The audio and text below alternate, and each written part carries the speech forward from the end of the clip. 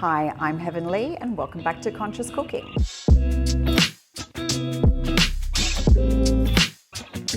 Now, I love to entertain, so if I can make a quick, easy dessert that I can share with my friends, that's perfection. Today, I'm going to show you how to make a vegan matcha parfait using some organic coconut milk from Spiral Foods, and this is going to be a very quick, simple recipe. So we're going to use a little bit of plant-based milk, coconut milk, some cornstarch, matcha powder, and maple syrup.